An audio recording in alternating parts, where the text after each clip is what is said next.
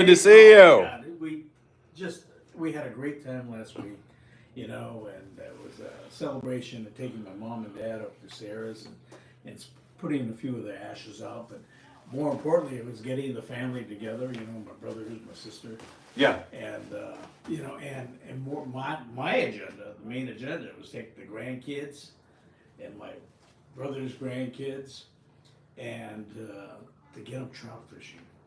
To experience what I did at that young age. And so I stripped all my little reels, put 2 pound line on because I wanted to make sure we got, the best opportunity to bite. Yeah. So I used 2 pound Iser and then I put 2 pound fluorocarbon on. I'm thinking, oh man, the kids are gonna have a ball. I worked harder and my brother Steve and I, Steve's running boats, so we've had collectively well over 100 years up there at Sierras, Yeah. and between him and I, 2 fish What? and little fish. What And, happened? well, I number one, we went to a place because of the young kids, my grandkids and stuff. We went where it's a little safer, it's shallower on the east shoreline of Convict Lake. Yeah.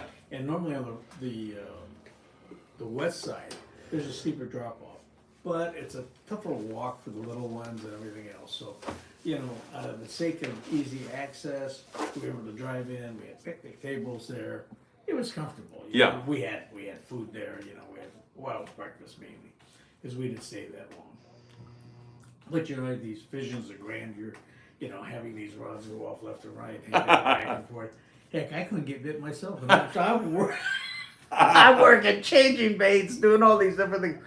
Everything I would do if I was fishing myself, and it was tough. And we ended up getting 2 little fish, and thank God, my granddaughter Gia, and Who we've seen at the Fred Hall show and over yeah, at the Orange she County did that, show. and, Yeah. And we just had a ball. And the other was my other grandnephew, and so it was important that the little ones, got the bite, and yeah, and the fellowshipping, of all the family, and so you got to look at fishing is just way more than just catching. Yeah. There'll be times we'll get back up there. I think a little older, we'll get to one of Uncle Steve and Uncle Danny will. Or Grandpa Danny and Uncle Steve, we'll get you on a bite, don't worry, and we'll hook you big time. But it just goes to show, Phil, yeah, that's fishing.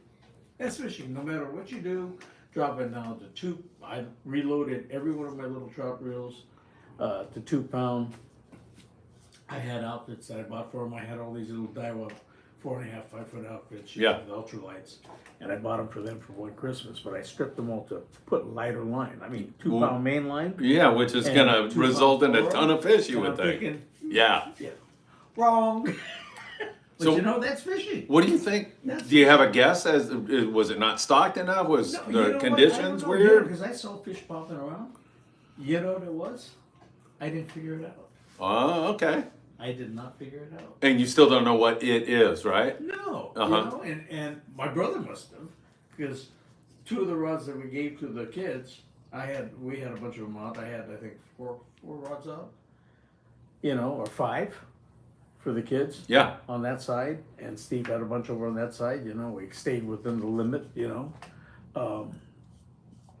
But he hooked the only ones. I got bit a couple times and they dropped it. We went for power bait, the eggs, the whole deal in your head, just as you formulate it when you're on a boat fishing tuna. What are they eating? Where are you hooking them? Lower collar, butt hooking them, back hooking them.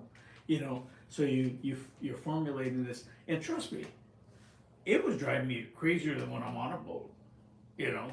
Because the whole deal was to get these kids hooked. Yeah. But they had a great time. We had lots of food, which is generally one of our big fortes in our family. Between my sister and my sister-in-laws and everybody, we had a tremendous spread there. And then every night we had different activities. But just the fellowship and being together with all the families, and we had fun and games. I mean, crazy games. I mean, one where I had, they had the siblings, my brother Dave, brother Steve, my sister Nancy. They had these pie tins. They counted out like 50 Skittles. They put them in each pan and filled it with whipped cream. And we had to stick our head through the whipped cream and get as many Skittles out. Come on, where's the video of that, Danny? Come on, Well, somebody I'm shot sure- some video. I'm sure it's around somewhere. I better get a hold of one of It your was hilarious, daughters. Yeah. It was hilarious. But we had a blast. Yeah. So fishing it's more than just catching. Having the family together and celebrating the celebration of life for my mom and dad. That's what it was all about. And I'm sure they were smiling all the way down from heaven. I'm looking sure. at the whole family laughing and just falling apart, with these goofy games that Nancy had conjured up and my niece. And we just had a blast, So inevitably, that's part of that's part of the fishing trip. Right. And the biggest part, Yeah. And one day I'll take them back up there and we'll get even. And actually, I'm more, more into catching and releasing them because I don't eat them, so unless they want to take some to keep, I would just shake them off. Yeah. And when it comes to trout. Yeah. So it's about getting them bit, getting them hooked on it. And that, you're just looking at just beautiful backdrop. I mean, it was so pretty at Convict Lake, Phil. There was 2 different wedding parties that came in and they picked the same spot I picked, my brother and I picked in the dark. They came in to do pictures because the backdrop of the big rock. So beautiful. It is beautiful. Yeah. So, you have to appreciate, that's a big part of it, just enjoying the fresh air and the beauty of what God's given us, So, You that think was about awesome. You think about the beautiful places that fishing takes you to. Oh. Think about the things you've seen. You've traveled all over the world doing And this. you have to smell the roses. I'm a fishing nut, but even as a fishing nut, as you're going through the jungles of Brazil or down in Guyana, what you experience with the people, the cultures down there, and everything. And of course, the fishing, And I was no less prepared up at the Sierras than I did when I went down to Brazil. We had everything ready. Unfortunately, we have good consultants like Steve who told me he was traveling all over the world. And, Steve fished with Larry Dahlberg when they were filming The Hunt for a Big Fish. So, you got all this experience. And even with that, we had tough fishing, but it's fishing. Yeah. I felt bad for the kids. I mean, I obviously wanted a wide open bite. So we would just start shaking them off immediately, pinching the barbs down and stuff like that. But, it wasn't to happen. Maybe next year. And I think we're going to make this a yearly deal. But we had such a blast. It was worth it in itself. So you have to understand when you go fishing, sometimes those are the best parts about the whole deal, I couldn't agree more. And this was a very emotional time for you because your father has just passed away. What was it like to place his ashes in a place that's meant so much to him and you and your family? Well, we had only seen this particular area one time, and I had my daughter Lise, I had my brother Steve, and myself, and the 4 of us when we were up in Mammoth. We were on a fishing trip, but the trip was to find this destination, and my dad was with us. I didn't realize how far off the highway it was on dirt. And, one of the things was I went in, when we went up there, I had my Sequoia, so I'm sitting higher off the road. And a lot of the nieces and nephews and my cousin, they had lower vehicles, so it was a little tougher. We had to go really slow going on dirt, and they had rocks, you had boulders, things like that. And it was further in than I thought, but we got to this place, and it's a little tiny oasis in the middle of the Mojave Desert. And it's green.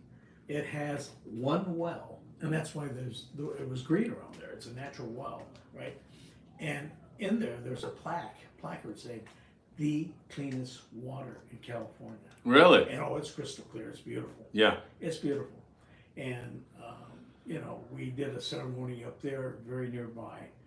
And it was just, it was awesome, just being there with the family and saying goodbye to my mom, my dad, and I don't know, it was about 7 dogs. We also had the ashes around their face, all the dogs. Really? We had the ashes done, we put that out. Oh, I'm sorry, I think I kicked the That's stick. all right. Sorry. And yeah, it was great. We all talked a little bit, told some stories, stuff like that. So it was a great finale to our trip, you know, going up there. And that was the main thing in going up the Sierras, you know, and the beauty of that is, you know, taking everything in when you're up there, going to Schatz Bakery for breakfast, you know, something that we've been going to the bakery since for 60 something, you know, myself, at least 65 years or more, you know. And so it was always traditional, bring back sheep herders bread and everything else for the neighborhood. You know, my dad would load the back of the station wagon with that and bring it back for neighbors and stuff. And so there was a lot of these things and traditions that we talked about that, you know, go well beyond the fishing part of it, you know. When you sit back and you look at the beauty of you know, our Sierras, it's breathtaking, you know. So you have this, you know, I mean, I'm a fishing nut, but you know, you just have to admire that and go, wow, this is awesome, you know. And more importantly, to have the family there, you know, and we'll go back and we'll get them, we'll get even. Trust me. I don't like leaving on that note. You know, even if we get back later this summer, we'll get them. But no, you have to smell the roses, and that was a perfect time. And it was a different agenda too. It was more for the tribute to mom and dad too. So, you know, what a great trip. It really was. You know, just having the family all together. Man, the Eastern Sierra sounds like some far away place, but it's not all that far away, is it? No, no. I mean, you get up there in about 5.5 hours, and you can fish them. You know, I think back, Phil, and we talked when Jeff came in here, and you know, we talked about how like our parents and grandparents went up there in the 1920s and 30s, and I think I've showed the picture of my grandparents and my mom and her brothers. Yeah, I think it was 1938. So they had been going up there for a while, but they would caravan up because it was for safety reasons. You know, they had to go with enough people that knew how to repair cars. I mean, there wasn't AAA, folks. You had to be able to repair a flat tire, fix whatever it was mechanically if there was a problem, and they caravan for safety. And my God, we do that concept we do even when we were down in Bay of LA. You know, it's always better to caravan with a group of people for safety reasons in case something should happen. So it's just these concepts that are carried through that when you're traveling, it's always you know, the redundancy part of it, but for the safety factor, you know, it's a good way to go, you know. So it brought back a lot of things, why we did things a certain way when we traveled and when we fished, and it was just it was a great reflection, you know, back on growing up and, you know, cutting my teeth in the Sierra streams when I was 4. I was literally tying my knots when I was 4 fishing, and we stream fished a lot more so than lake fish back then. So And it was awesome. Yeah. being of Japanese descent, you mentioned the 1940s, and that, of course, reminds me of the attack on Pearl Harbor, and then the subsequent overreaction of our government to intern thousands of Japanese Americans, American citizens of Japanese descent. You can't travel through and go by Manzanar without feeling something that I probably don't feel. Yeah, you know, we drove by it because we've all been there before, and then the little ones are a little too young for it. Yeah. So we drove by it, but we did point it out to them, you know, and yeah, it's hard to believe. It's very hard to believe that could happen in our country, this country that we love. But you know, I think every country, we've all had our differences, and we've all, you know, we've seen you know, different demographic groups, and you know, incur the same type of prejudices, you know. But all in all, I mean, you know, we're Americans. You get over it. You got to let it go. You can't harbor the resentment, you know. Otherwise, you can't go forward, you know. So it's kind of like dealing with an election. Yeah. Which we're all going to be doing. So, you know, it's a good thing. I mean, we got to do things thinking that we're going forward as a country, and hopefully decisions are made for our best interest.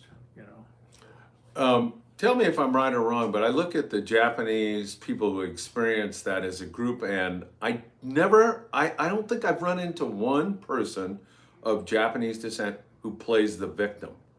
And that was probably one of the worst chapters in American history. What the indignity and the injustice. I never hear Japanese people saying, this country screwed me and therefore I was unable to achieve the American dream and blah, blah, blah, blah, blah, blah, blah. I don't hear that. I hear mostly what you're saying, that, hey, we had to move on and had to work hard, and look what happened. You have to let it go.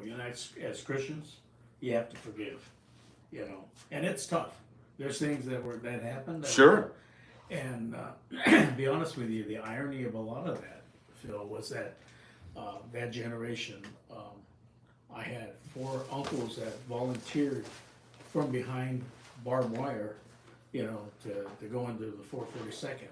Oh my God. And one went into the MIS, one of the 4 was in the MIS. So he was out in the Pacific, which how dangerous is that? You're of Japanese American descent, but you're out in the Pacific, I mean, you're, other than that, you're a target. Yeah. But that was an integral part in getting, intercepting transmissions from the Japanese. Yes. It wasn't so much my uncle, but one of his French unit.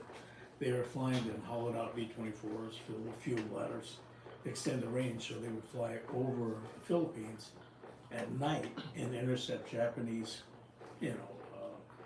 transcriptions and everything that were going on the radio. And one of the groups, it was my uncle's, it was a friend of his group, he intercepted the message that I think it was Yamamoto was going to be in the air in a cargo plane, and they had set up a flight of U.S. fighters, and they shot him out of the sky. So, if you think that was by luck, it was not, So it took a group of Japanese Americans that did the decoding, and that was, the MIS, Military Intelligence Service, that was a real gutsy deal going out there. And then 3 other uncles went to Europe to fight in the 442nd. They saw some heinous things too. I mean, my Uncle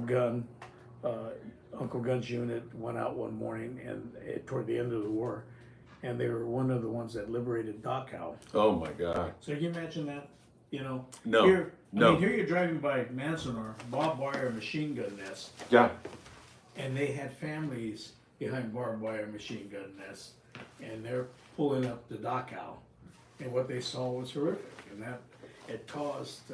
As I grew up, I used to love the war movies. I don't know, Phil, did you? I don't know if you watched. Oh, heck yeah! I watched all the war movies. Me too. I loved it. My dad would walk by and say, "Yeah, turn it off. Yeah. Find something else." Yeah. And I know what they went through because it was brutal. Can you imagine? You liberate Dachau, and you're looking at these poor people that are just, it was horrible, horrible. And it wasn't like the U.S. We weren't treated as near that, but they were behind barbed wire machine guns. And you have to have that thing in you to forgive, because if you harbor that hate and the resentment for what happened, it'll eat your life.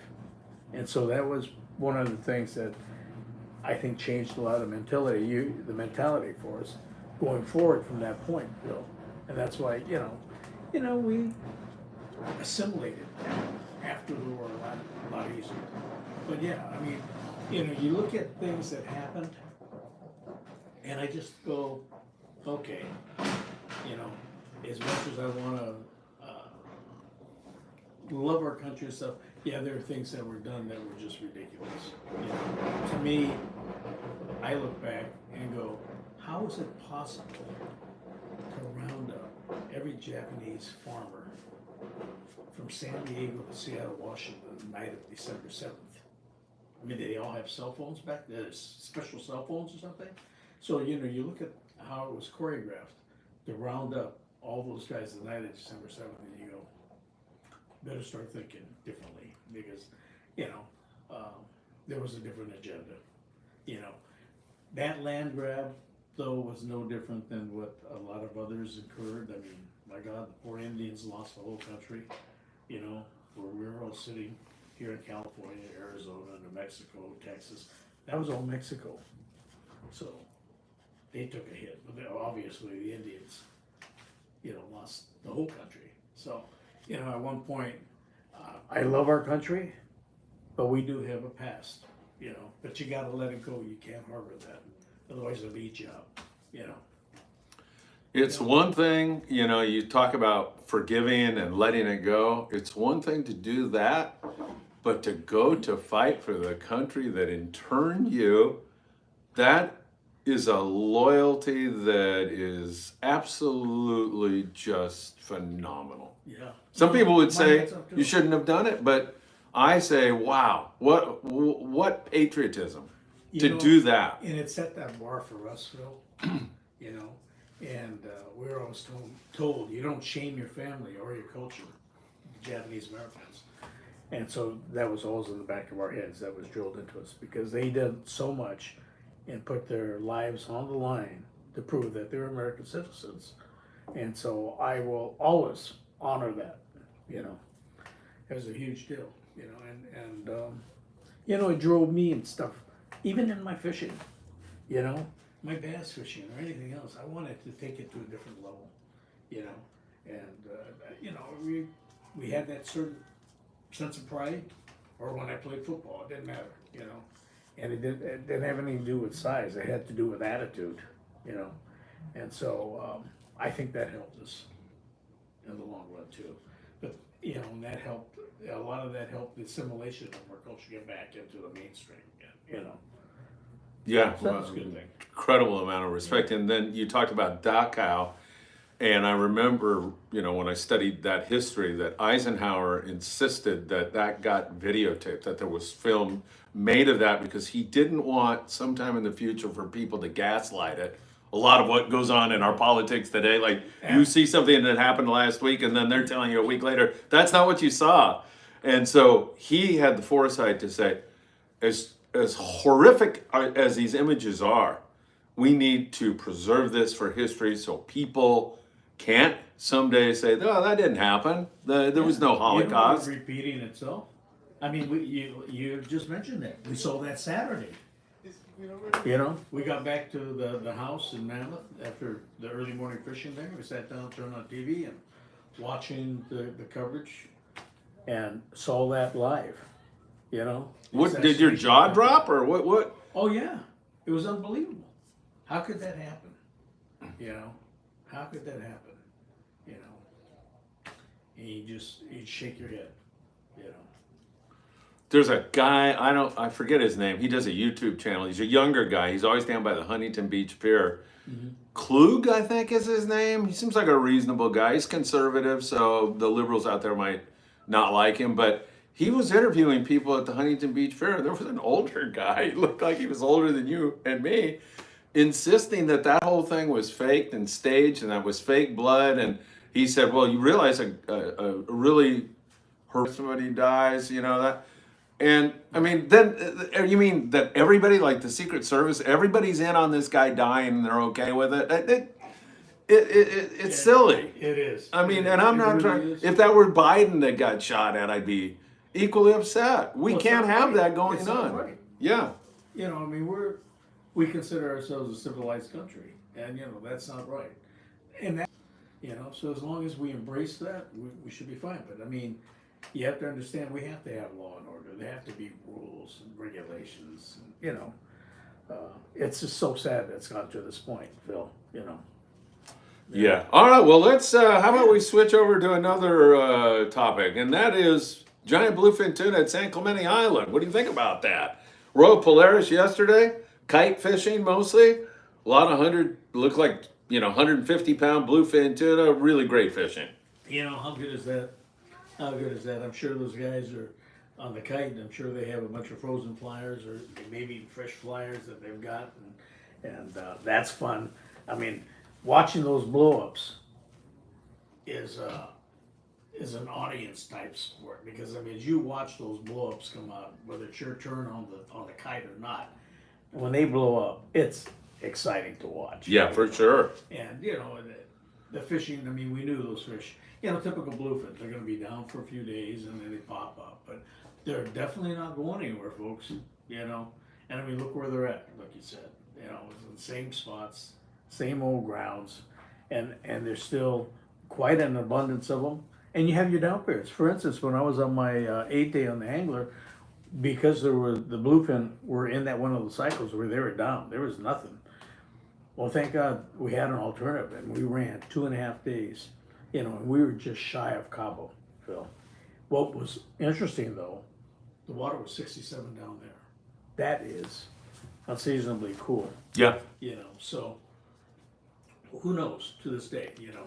And it sounds like in tracking and talking to some of the guys, the albacore fishing is really good up around the Oregon California border. And, Yeah, you what know, the heck happened to our and we prediction? still have cool water down here. Yeah. Which is odd. I don't know. You know, I you know, it's not over till the fat lady sings, but you know, I mean, it's conducive. The water's still conducive for having those things, but obviously, whatever is holding them up there is much better. It must be, you know, it must be the chobies. And I can't say, I don't know, but you know, when it seems like they've drawn the line, and maybe they'll move down, you know, in the fall. We just keep our fingers crossed. You know, and that's the one thing I think that's good is that whether you're a scientist or you're a sport guy, a sport fishing captain or whatever, we don't know. We just have to accept what's out there, and you know, and make it work for us. You know, do whatever we got to do to fish whatever species we got to fish to get it done. But you know, you just don't know. They could come down in the fall. You know, just keep our fingers crossed. But yeah, we don't have that crystal ball.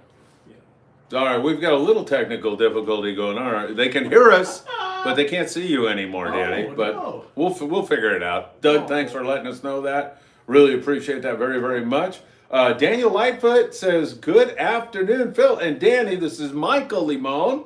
Sorry I can't make it there today. He would have loved to have been here, but they're going out to lunch for their grandpa's birthday. How about that? Well, you know what? That's more important, Michael. You take care of Grandpa.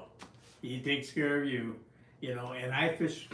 My grandparents were the ones that did the same thing to you that they, you know, same thing to me that they did to you, and that channeled my my energies and my behavior into school, because my grades were what determined whether I went fishing every Saturday or not with them. So Yeah. you just keep that up. You're very blessed having your grandpa, you know, that they care for you and they believe that it's worth investing whatever they're doing, you know, to take you fishing, you know, in exchange for your behavior and grades and stuff like that. So it's exactly what I went through. So keep it up. Say hi to Grandpa for me, for Phil and I. Yeah, happy birthday, Dan. Have a good one. And again, I apologize, everybody, for no video, but I can see that you can all hear us. And, you know, fixing the video might be above my pay grade, Danny. I'm working on it, though. I'm working on it. Rob S. says he's planning a late September brown trip to the Eastern Sierras, wants to catch brown trout. Should I stick with Crowley or should I go up to Twins or June Lake? What's your opinion, Danny? You know what? If I didn't have all those little kids, Crawley, I hear, is on. You know, is on, and you know, it's still very high. You know, I don't think the water's been this high for so long, ever, to my knowledge. And I would get a boat. I know Jeff's brothers, and you know, they were up there fishing off pontoons, and they were just whacking them. But I would think that's going to be your best opportunity. I mean, the fish that they got were all quality fish too, just beautiful, beautiful fish. So, you know, I would shoot for Crawley. I mean, you know, you don't have a huge percentage of browns, but you will get them. You know, if you're fishing night crawlers. So I would go that route. That's my recommendation on that. Hey, have you been following this kelp patty yellowtail fishing that's going on? Man, it's pretty darn good right now. It's phenomenal. Yeah. Oh my God, and the quality. You know, we were blessed on our trip to have fishing like that too. But Yeah. I mean, ours was more on just spots, huge spots of fish, and you know, we got down there. It was, you know, the one stop and you're done pretty much. You know, it was unbelievable. Yeah. I can imagine with the volume coming up, and they were quality fish too. Yeah, Dan and Michael were just on a trip on a boat called the Voyager out of Seaforth, and Dan said his first 8 fish ran him straight into the kelp on 40-pound, and he lost every single one of them. Holy smokes! Holy smokes! And Michael got smart and started hooking them on 60-pound. Well, you know, you gotta scale up, and if they, you know, to be honest, I go the other way. Generally, if I assess the situation, if it looks wide open, I'll start heavy, because in doing that, one of the things you do too, and you may not know that, everybody's usually very concerned, and this is coming from my standpoint as a captain. Yeah. Everybody's concerned about hooking a fish, so a lot of times they drop down the lighter line to catch it. But when you're on a big fish with light line, you're going to be spending a lot of time fighting that fish. It's much easier to fire the heavy line. It gives you more resilience as far as breakage and frame of your line, things like that. Yeah. And, you know, if it's a bigger fish, I think your odds are much greater with that heavier line. Yes. And so, you know, in doing so, it's much easier to drop down in line size than when you hook a big fish on light line. You're going to be married to that for a while. So your opportunity of loading up is reduced considerably. So I typically will always start heavier and scale down, you know, at that point. Yeah, I think that's the wise way to do it, right? Yeah, That's it doesn't take long, you know, and you know, a good example of that was on my 8-day trip on the American Anglers. I started the second after we filled, you know, 1.5 wells on those bigger yellows. The next day we went down to spot a yellowfin, and I didn't see the blow-ups until we got on them. We got on them, and I said, well, I'll start with 50, you know. And I'm at the bait tank, I'm pinning my Dean, they throw a scoop, and all of a sudden I see the blow-ups. I go, maybe I should have grabbed my 60, you know. But I hung them, and we got them. But they were fishing at 60 to 70 pound class, and you know, it makes you think, you know, could I got them on 6? Probably, you know. But you know, for me, it was hitting the water quick, and I ended up getting the fish anyway. But, Yeah. But you know, there's a progression on how you think about it. You know, if you keep those fish hooked on heavier line, you have the fish at a much tighter radius of the boat, and you may not understand that. But I mean, if you fished them on say 20 and it fills off 150, 200 yards, that fish isn't just swimming out there by himself. He's probably taking a couple fish with him. So as that happens, you dissipate that school. When you fish them with heavier line, you keep them at a tighter radius of the boat, you're going to have a better bite. It's the sport. Give you an analogy. We albacore fish, you know, you always start heavy, like when we commercial fish, we hop in the rack and we fish the squid because it's just a pick. Hits the water, you throw them on. Hits the water, you throw them on. As it gets tougher, you go to a bait pole. You pin your trophy on a barbless hook, big barbless hook, you ease it down, and you get them on the bait pole. So the better you're going to get a better bite, and you as a fisherman and your whole group, you can improve the bite by, if everybody's fishing heavier line, you keep those fish to a tighter radius of the boat. Even if you pull the hook on one, you're going to keep those fish that are swimming with that fish, you know, you're going to keep them in that area where there's a lot of chum and everything, so it stays active. You become responsible for your own bite too. That helps, you know, the boat as far as keeping it fish at a tighter radius. That is, if everybody fished 15 and those fish were 100 yards out, you now disperse that school. That makes a great deal of sense, man. A lot of differences in the way, the mentality of fishing. You know, we got that from really commercial fishing. There's a hierarchy. You start out with a squid, which is you're just hitting the water and you're throwing them on the boat. You keep them right there, and you know, and then from there you go to a bait pole. From the bait pole, which is a steel leader, you go to a mono pole. You know, using maybe 150, 180 pound mono. And then after that, you drop down to rod and reel, which I don't think we fished anything less than 60 when we commercial fished. So there's a hierarchy in the way it goes. You always want to start heavy, and I think, you know, that's pretty much true for almost anything that you're fishing. You know, it's gonna increase your odds. It doesn't take long to wind it in and drop down to the next size and fire out and get bit. But if you hook one on light line and you hook a big fish and you're married to it, you may have just given up 3 or 4 fish that you could have had on heavier line. So there's, you know, and you disperse the fish a lot longer because on a lighter line, it's gonna be peeling out and the radius on that fish is much further. It's gonna keep other fish with that. And if you lose it, that part of the school dissipates. Yes. So, again, fishing the heavier line, the easier mode, I think that's one reason why you like the iron. You're already fishing heavier line. You know, when you're fishing a yo-yo and you're fishing heavy, you're keeping it tight to the boat. You know, you'll keep that school within the chumming area, you know, to where you keep them fired up and you keep the volume there too. Good stuff. Rob S. says that he likes trolling a needlefish or night crawl, or a crawl and crawler would be his best choice. I think he's trying to catch brown trout there. Oh, yeah. Does that work? Oh yeah, well, night crawler, you know, I would say live baits. I've got more browns on live baits like night crawlers. Yeah. Particularly night crawlers than anything. That's something that was on the live bait we used to. You know, so nice night crawlers. And, you know, I used to use a sliding sinker that'll cover the water column. You know, and you know, I mean, if you want, you could pump it up. You know, take your hypodermic needle, pump up the tail. Yeah. So the tail of the night crawler floats up.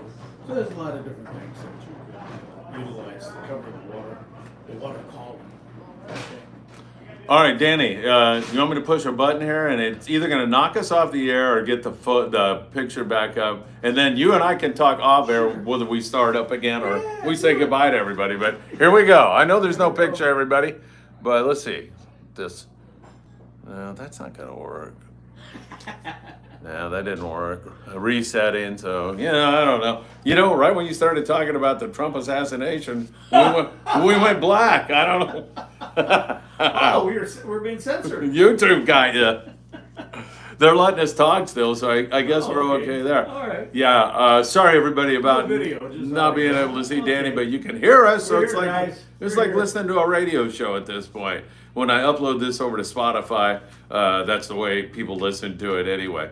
Also, yesterday, the Victory over there out of Long Beach Sportfishing limits the sand bass, 40 barracuda. That's been slow to get going here locally this year. That's a spring fish. Right? Yeah. I mean, you really look at that. That's really a spring fish. We're getting in into the summer. You know, yeah. Yeah. I mean, we're going to be talking about end of summer here before you know Yeah, it. that's amazing. It's amazing. Well, you know, the fall time, Phil. Fall to me has always been one of my favorite times to fish. Period. You know. Me too. Well, it's your best weather months here in SoCal. Yeah. And then the variety, Yep. because you got all that warm water. Yeah. It's incredible. Describe the fall to our listeners. Well, you know. Not our viewers, our listeners. You know, guys, just go fish.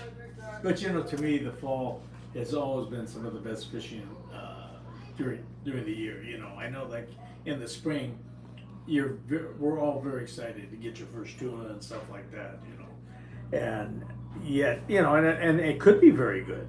You know, but if I look long term over the years of what I've tracked and our fishing, the falls are flat out the absolute best time of the year to fish.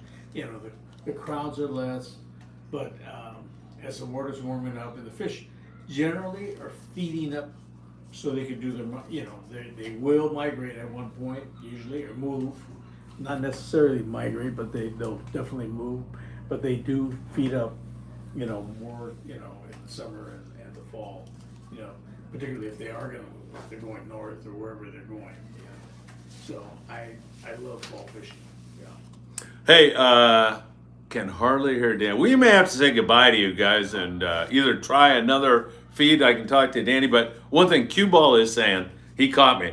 I was talking to a captain up there on the Island Spirit. I know you don't like Boccaccio, right?